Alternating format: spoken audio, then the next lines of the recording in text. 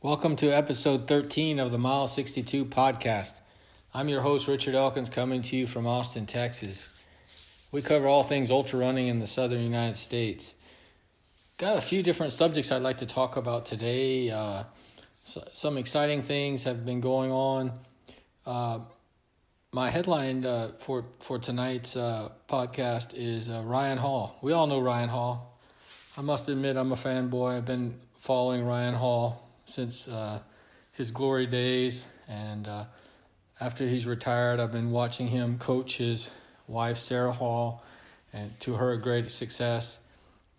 And recently in the last few months, he launched his Run Free podcast, and that's really given a lot of insight on what he's doing and his coaching.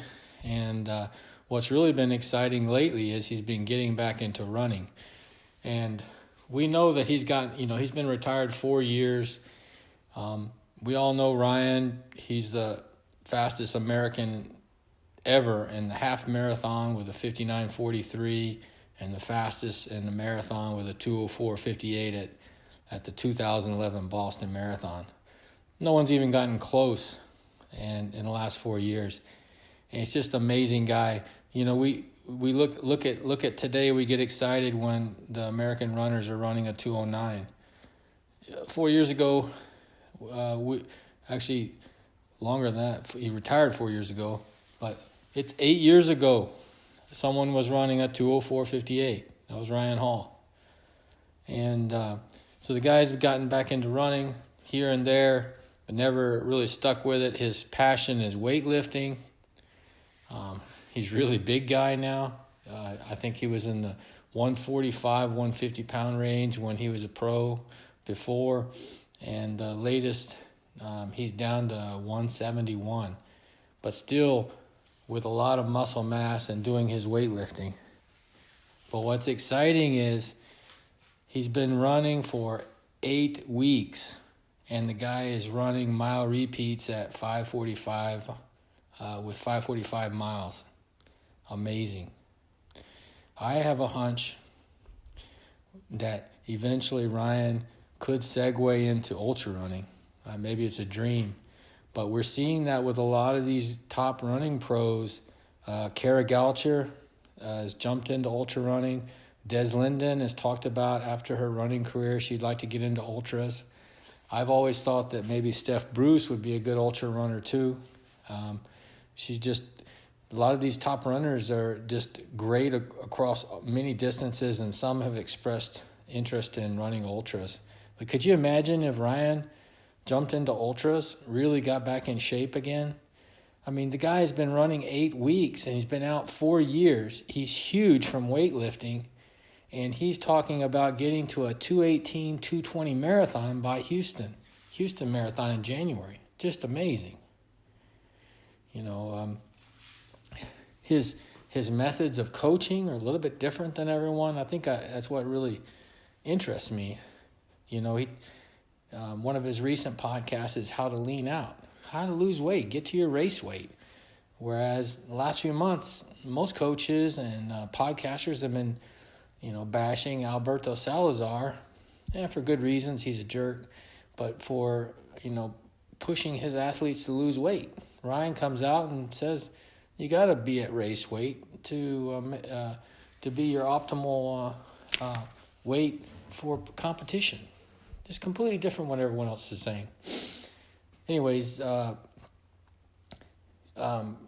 been thinking about it all week. He did come out with a podcast a day or two ago saying that he's backing off of his running because he's found that he's thinking too much about himself and not about coaching his wife when he's running.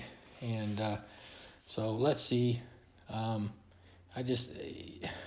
It's really, really phenomenal that you can be out of running for 4 years and jump back into it. People run their whole life to try to get down in the 2:18 range. The guy does it after, he's going to do it after one training block. He got tired of his wife dropping him. His wife is top women in sport, and is training for the Olympic trials. Wish her the best, and she definitely got the best coach. I highly suggest listen to his podcast. It's a little bit different than most podcasts because most pros that have a podcast now, or coaches, they interview famous runners and people in the industry, but they really never give you too many nuggets, how to improve yourself. It's more of just a background of the runner or coach. But every one of Ryan's podcasts, they're not very long.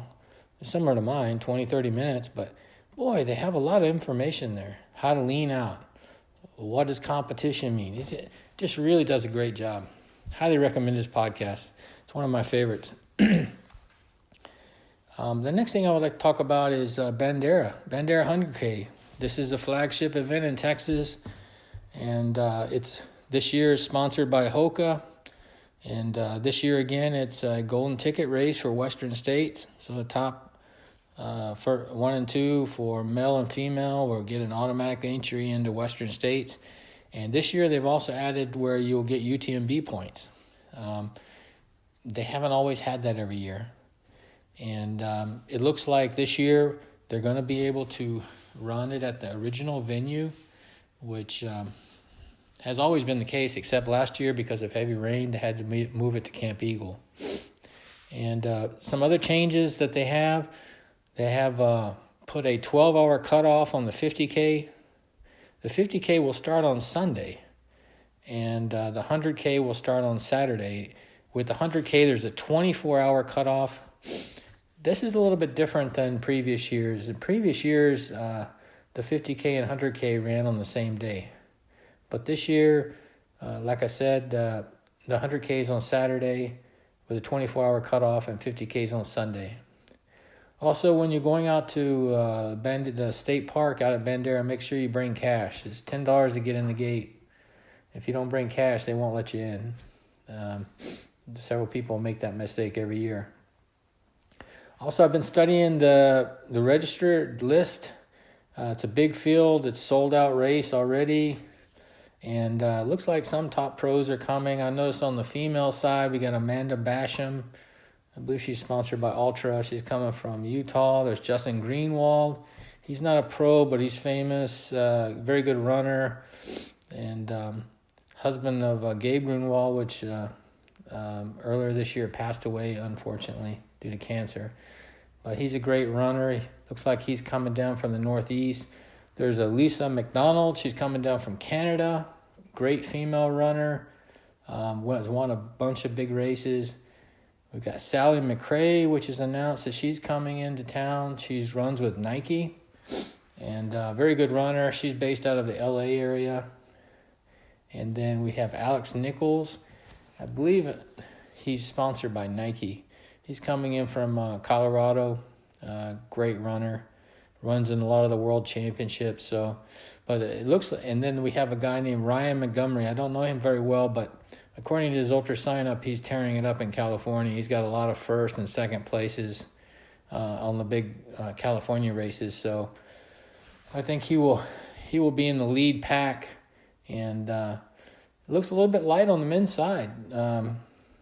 However, Tejas Trails doesn't use Ultra sign-up, and with the platform they use, you can hide your registration. You can't do that with Ultra sign up, but you can with the platform that they're using. So it's a little bit uncertain who's all in the race, but the people that are visible, those are the pros that I noticed. What else? Another big thing that I've been following and kind of testing out is Garmin has been sending out emails and really promoting their hydration app. And like everyone knows, I'm a big fanboy for Garmin. I think their watches are superior to Sunto and Coros.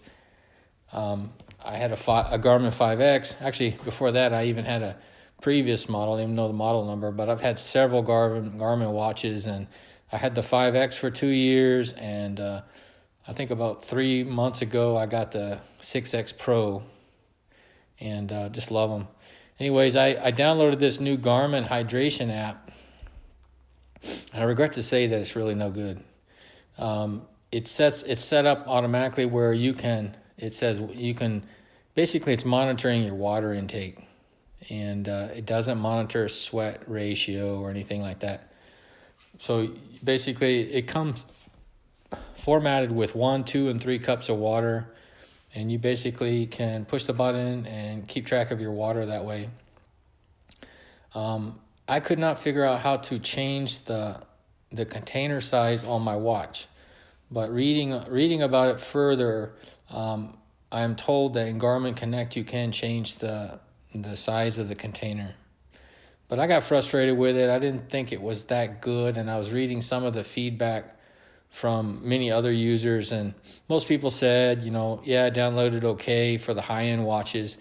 For the lower-end Garmin watches, people were having problems with the app, but overall, I just think it's not very useful. So my recommendation is don't waste your time on the Garmin hydration app. I think they need to develop it further, because what people really want to know is in races is kind of monitor your hydration and kind of compare it to your sweat ratio so you don't get dehydrated.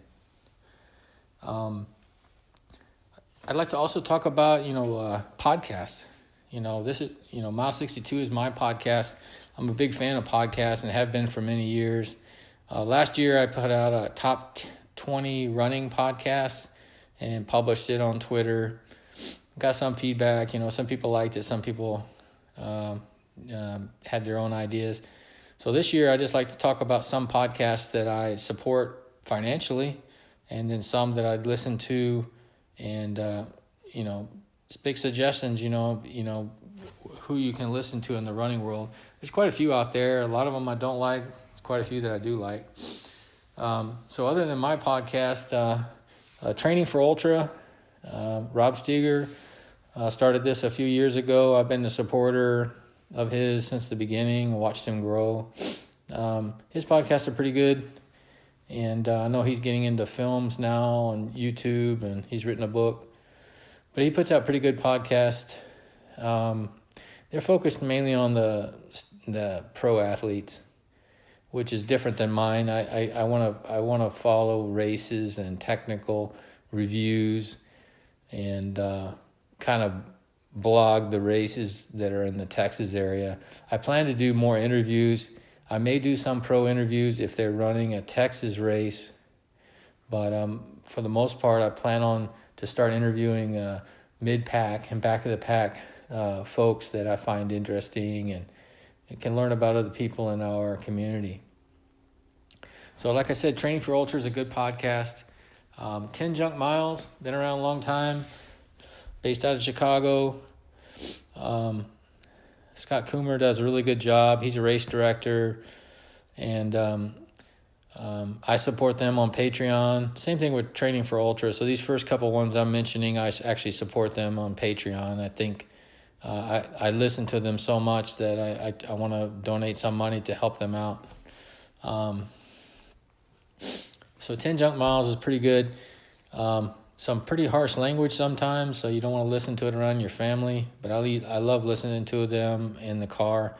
He's got some long interviews. He had like a 3 or 4 hour interview with Camille Herron recently.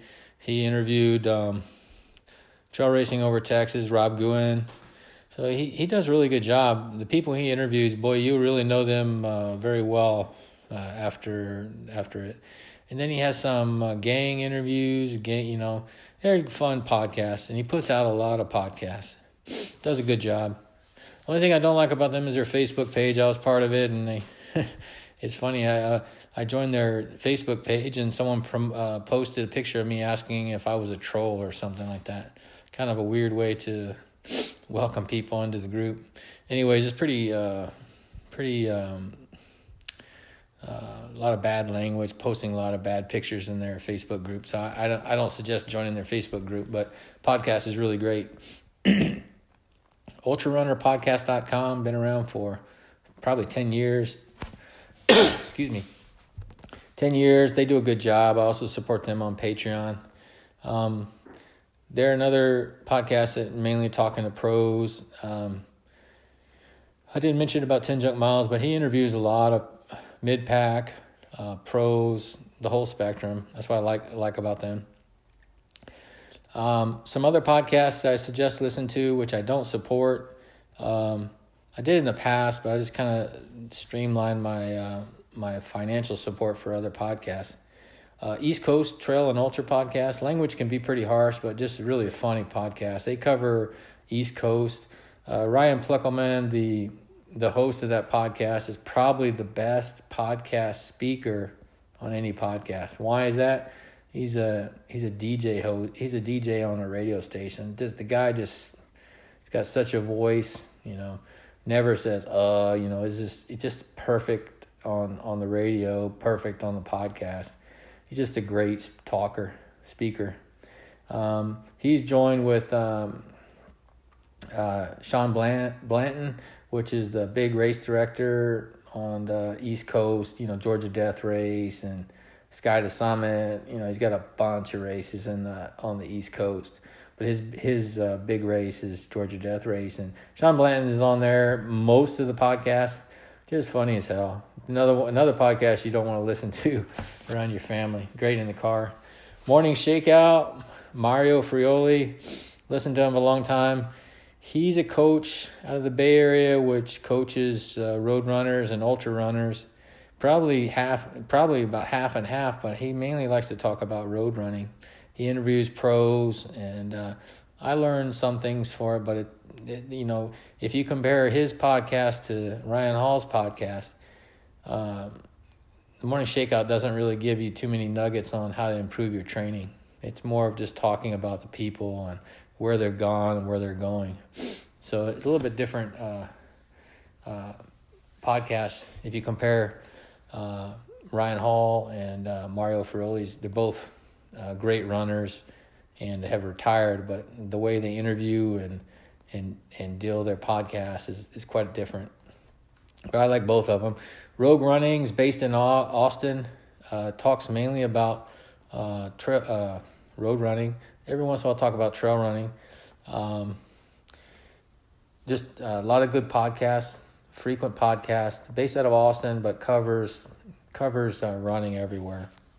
Highly suggest it. No Finish Line, that's a podcast out of the UK, maybe Scotland. That's also the UK. Anyways, they talk about the Spine race and a bunch of races in Europe, in that part of Europe. I find it interesting because a lot of those races over there I'd like to do someday, and it's just a good contrast to what podcast over here. One of my friends started the Fly Trap Coalition, interviewing endurance athletes. I think they've had 5 podcasts. It's a pretty good one. Check it out. Like a Bigfoot. Some I like, some I don't like. Been around a long time. He's got 150 podcasts out there. He interviews top endurance athletes. One that I listen to that's quite different than the most of them I listen to is called Crooked Butterfly. I got turned on to them from Ultra Runner podcast. No, Trail Running Nation, actually. He's an ex-Marine leader, was in the military a long time. Also a great endurance runner. He's done 200-mile events.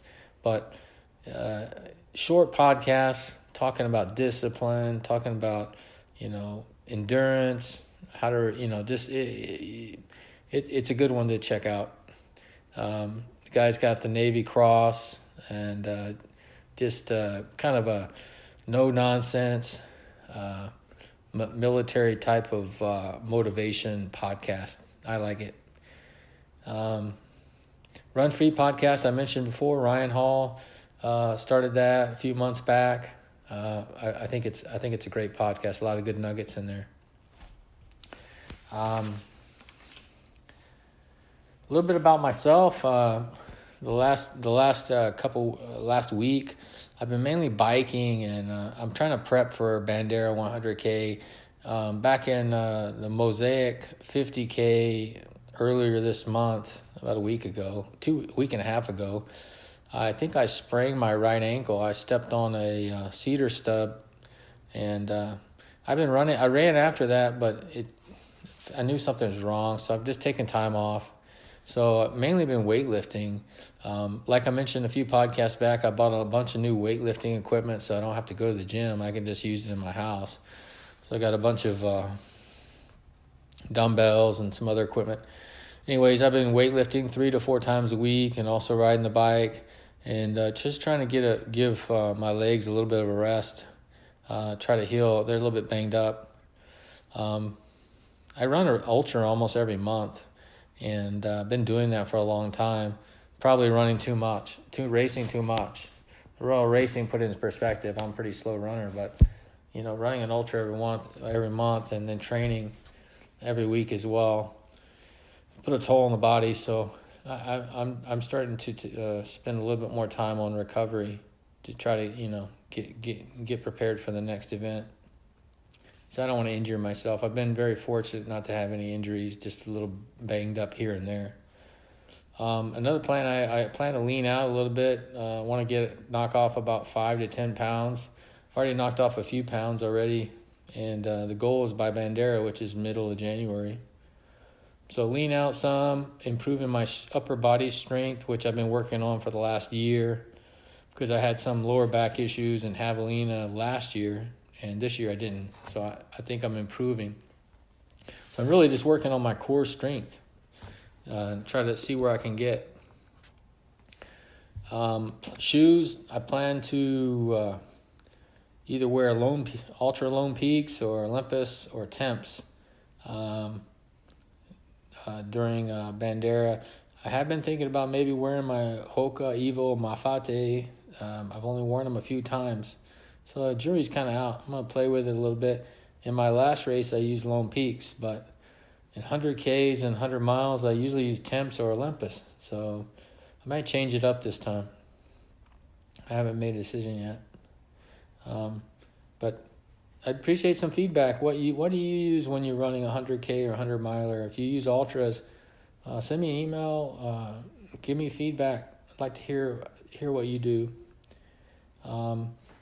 Ultra news: Zach Bitter new 100K record at Desert Solstice in Arizona. Really amazing guy.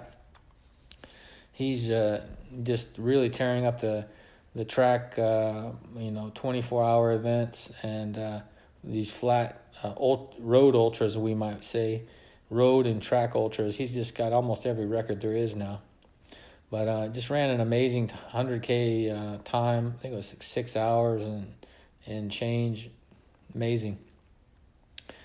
Last thing I'd like to talk about is competition.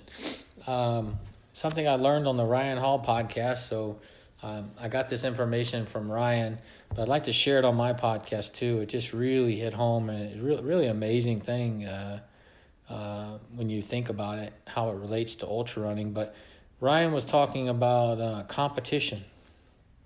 Where does that word come from? He said it actually comes from the Latin word competere. That's competere. So comp means with or together, and tere means strive or attack. So when you put competere together in Latin, it means strive after together, strive after something together. Boy, that's exactly what the ultra community is. A lot of us were in road running for a long time before we got into ultras, and we know there's a big difference. In the road running, most of the time you go out there, you run, you finish, you go home. You may have some friends out there, but it's just nothing like the ultra community. Every time we run an ultra, we meet new friends, and everyone's out there together. Someone gets injured, people help each other. Do you need salt tablets? Do you need gels? Everyone's out there to help. I remember in my first Bandera a few years ago, I went out there with one headlamp. I thought I was only going to be in the dark for a few hours. Well, ends up it was much tougher than I thought, and I was out in the dark for 6 or 7 hours. And about 30 minutes from the finish line, my headlamp went out. It started flickering and then went out. There was a lady that was running near me, offered me to give me her spare light. And without that, I wouldn't have made it. I mean, I had my phone. I probably would have made it to the finish line, but it would have been really difficult.